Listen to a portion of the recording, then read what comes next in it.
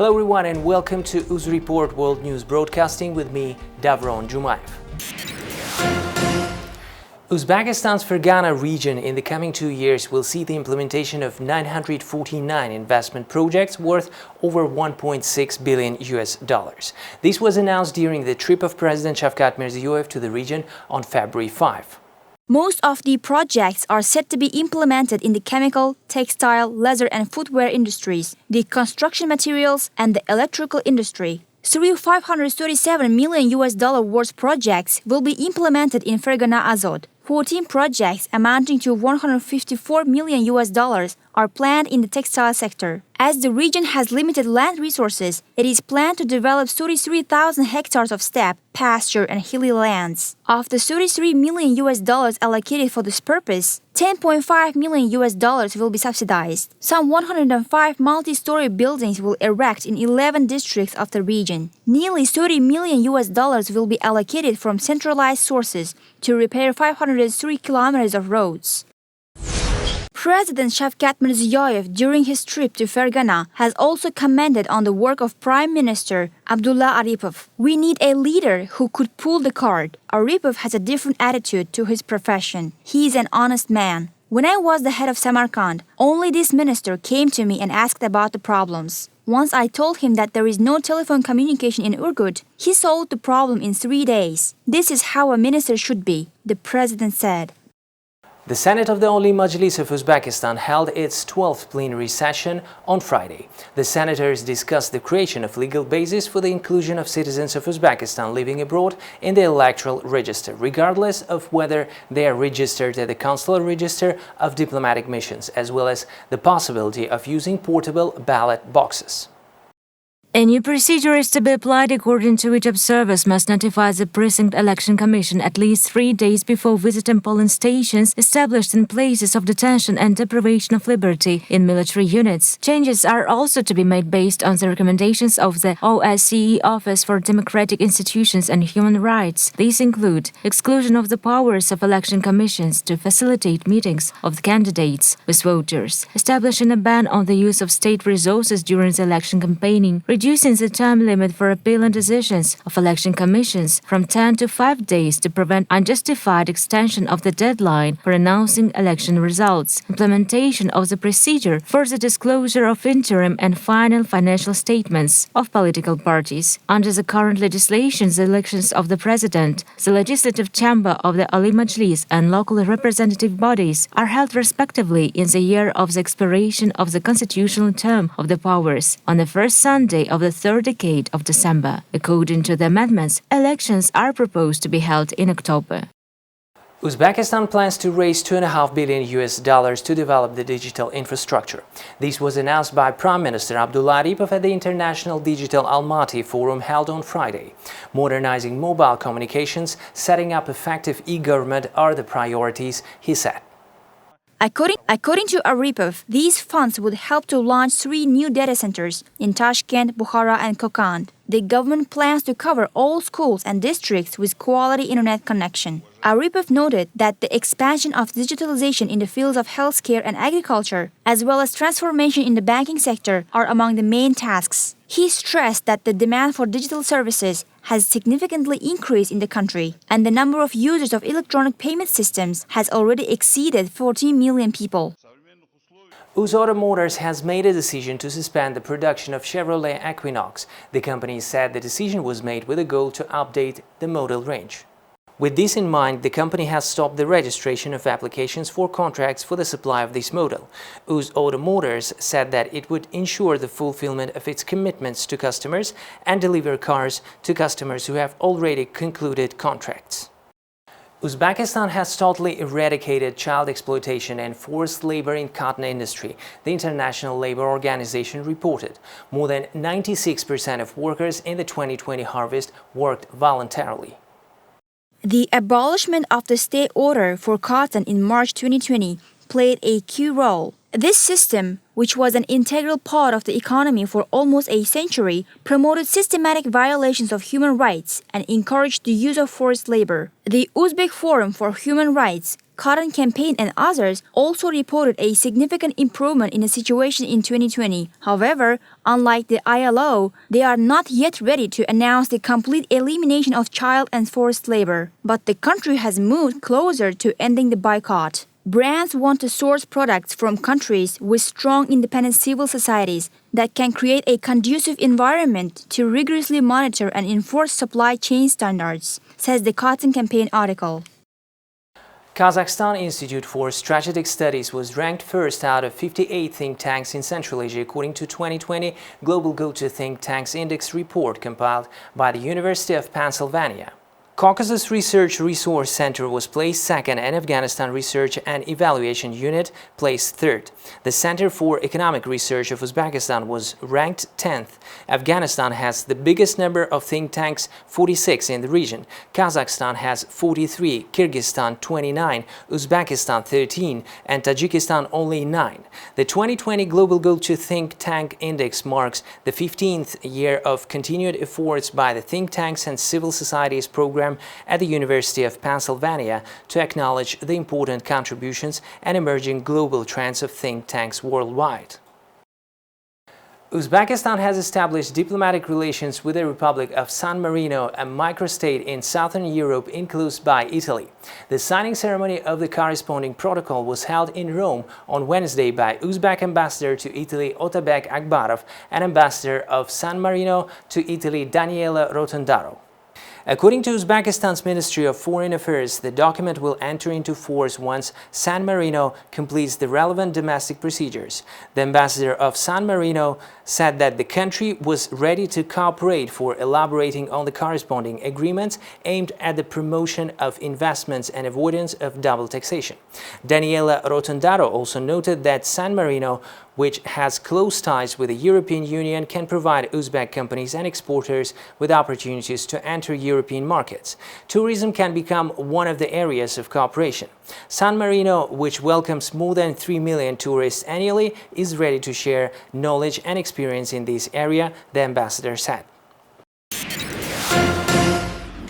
This is about people's lives. This is not just about numbers. This is about people's lives. President Joe Biden on Friday stressed the urgency to enact a $1.9 trillion pandemic-related aid package as quickly as possible to beat back a pandemic that has killed more than 450,000 Americans and left millions jobless.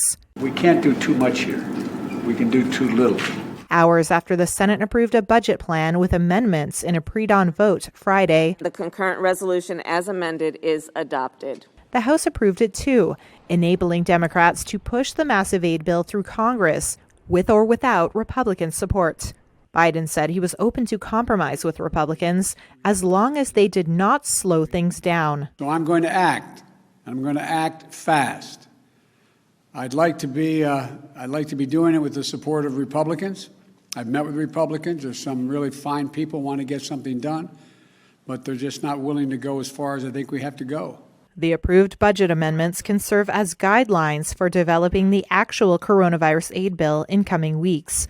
A chunk of Biden's $1.9 trillion proposal would extend special unemployment benefits and make direct payments to people to help them pay bills and stimulate the economy. House Speaker Nancy Pelosi predicted the final legislation could pass Congress before March 15th, when the special unemployment benefits expire. EU leaders criticised Russia's expulsion of diplomats from Sweden, Germany and Poland on Friday. They've been accused of taking part in illegal protests last month against the jailing of Kremlin critic Alexei Navalny. It came on the same day Navalny was back in court for a slander trial. He's accused of slandering a World War II veteran who took part in a promotional video last year. The video supported reforms that allowed Putin to run for 2 more terms after 2024 if he wanted to. He called the people in the recording corrupt lackeys and traitors without a conscience. This audio from Friday's trial shows Navalny telling the court to burn in hell, and also accused the prosecution and relatives of the veteran of using the 95-year-old as a puppet. Earlier this week, Navalny was jailed for 3 years for parole violations, accusations he said were trumped up. Western governments have condemned that trial, which spurred talks of sanctions. The EU's top diplomat, Josep Borrell, was in Moscow on Friday for rare talks.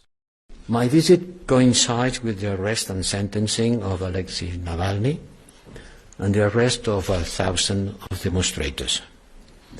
As you can expect, I have conveyed to Minister Lavrov our deep concern and reiterated our appeal to his release on the launch of an impartial investigation over his poisoning.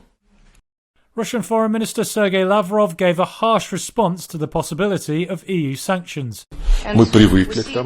We are used to the European Union more and more often drawing on one-sided restrictions that have no legal base. We are building our life on the basis that the EU is an unreliable partner, at least for the time being. The slander charge is punishable by up to 2 years in jail. Navalny's lawyer has argued he cannot be sentenced because the alleged crime was committed before the law was changed to make it a jailable offence. The jobs came back in January, but barely, after what turned out to be a far worse December for job cuts. The Labor Department announced Friday hiring was up a smaller than expected 49,000 in January compared to the loss of 227,000 jobs in December, proving the first drop in payrolls in 8 months was much bigger than first reported. That, along with last month's modest rebound in hiring, could bolster the argument from the new Biden administration for another big stimulus package for out-of-work Americans. The unemployment rate came in at 6.3% in January, and the hiring last month barely put a dent in the more than 9 million jobs needed to get the labor market back to where it was before the health crisis forced millions out of work. And there was more pain for workers in those segments of the economy forced to shut down or curtail operations. Leisure and hospitality lost another 61,000 jobs last month, and retail jobs were down by nearly 39,000.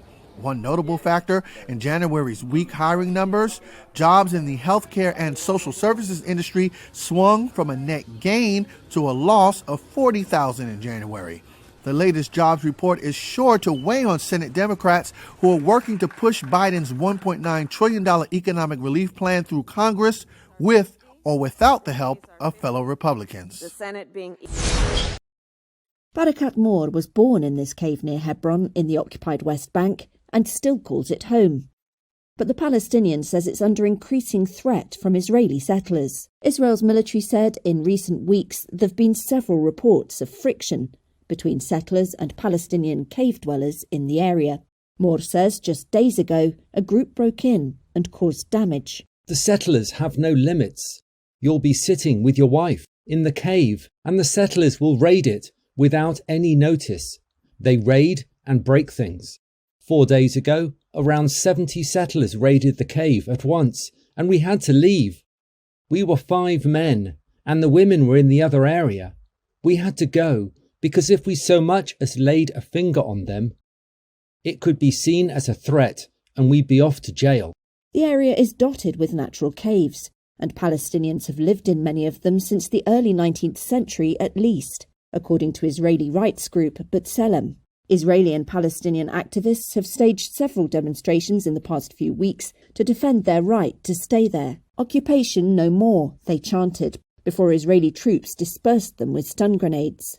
This activist says the family has faced many attacks from settlers who are trying to drive them out. Moore insists his family are staying put. A homeland is very dear, and my land is dear to me. It's part of me. I have 12 brothers. My father has a family of around 450 members, and this land is ours. Some 440,000 settlers live among 3 million Palestinians in the West Bank. Most countries view Israeli settlements, built on land seized by Israel in the 1967 war, as illegal under international law. Israel disputes that, citing biblical, historical and political links to the land. We wanted to make the solar energy available to every single household in Lithuania, and we took it to the extreme. Lithuania's solar parks are helping apartment-dwelling citizens power their houses with clean energy. Residents can buy solar panels located in solar parks up to 30 miles away from home. The ideal solution for those who want to be green but don't have the right to install panels on their shared roofs. Andrius Kavaliauskas is head of the private client department at energy holding company Ignitis Group. We want to make the solar electricity available to the majority of the population. So that is the main goal. Because before this platform, the customers could only put the solar plant on their roof. But not everyone live in houses, right? We have a lot of, around half of the population living in apartments in Lithuania, and they had no ability to produce electricity from solar themselves. The company says customers can make big savings using energy from the solar parks, with electricity bills slashed by up to 70%.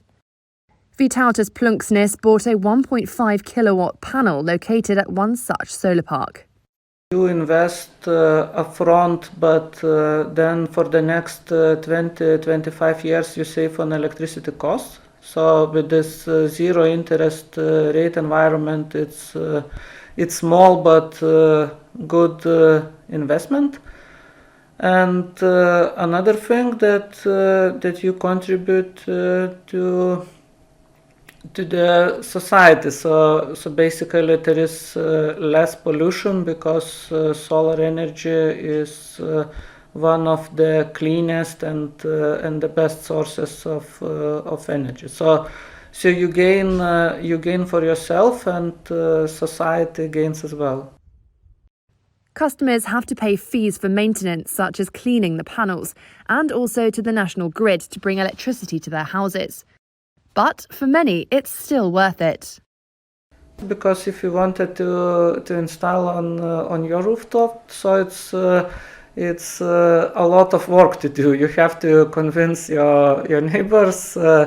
You have, for yourself, take care of this installation, find the suppliers, and for me it's easier that by paying money you get the solution.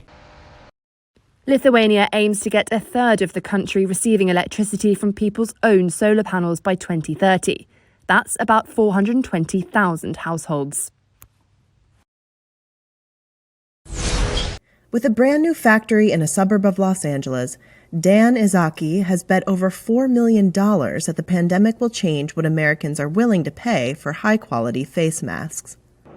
We have the mission of reshoring the production of PPE to the United States, bringing it back for a lot of reasons.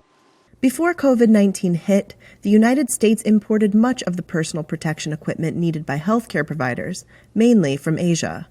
Some U.S. companies pivoted in the crisis, such as liquor companies, churning out hand sanitizer, and plastics firms making face shields.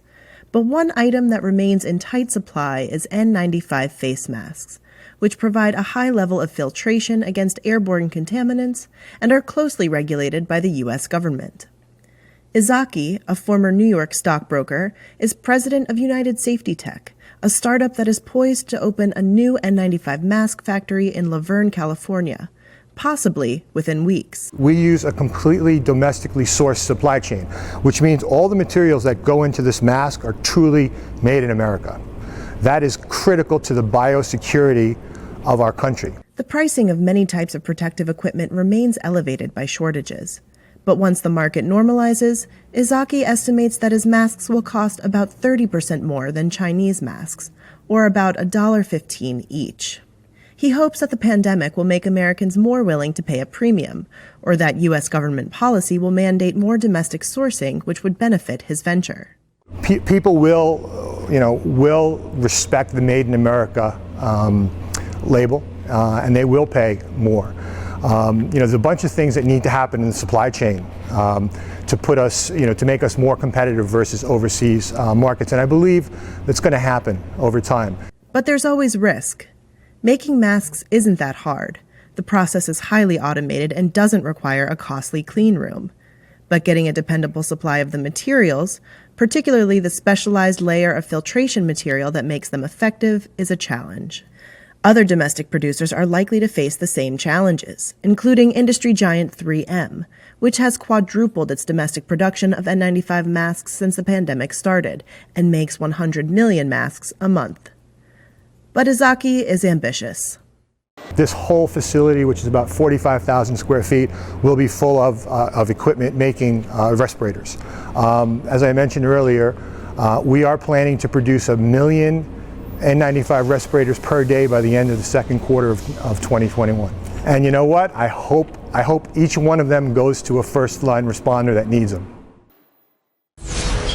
This might seem like any other kids' cartoon, but it's actually part of Hong Kong's controversial new guidelines for schools, which teach children as young as 6 about national security, including subversion and collusion with foreign forces. One country, two systems.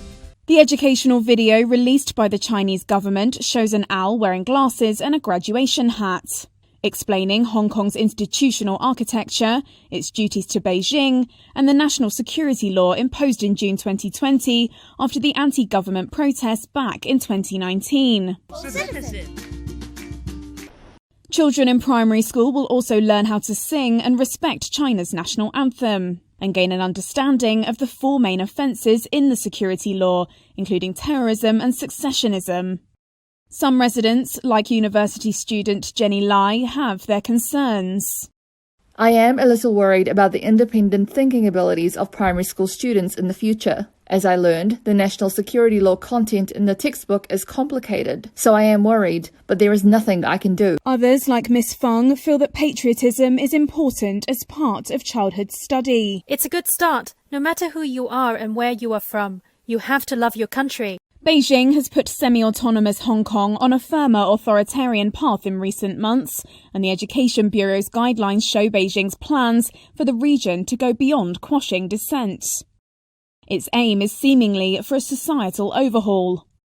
After the 2019 protests, in which many of the demonstrators were teenagers, Chinese leaders have turned to re-education in a bid to tame the city's youth and make them loyal citizens. Google has launched a new platform in Australia offering news it has paid for. The search giant has struck its own deals with publishers. It's paying 7 outlets, including the Canberra Times, to use their content. The move is a bid to show that Australia's proposed new laws forcing it to pay for content are unnecessary. Draft rules on the subject are currently before a parliamentary inquiry. Google is lobbying ministers to drop the whole idea, calling the proposed law unworkable. It's threatened to pull out of Australia if they go ahead. Now, financial terms for the new platform have not been disclosed. Last month, Reuters said its content would be among that featured on the news showcase. These were the top headlines for today. Stay safe and goodbye.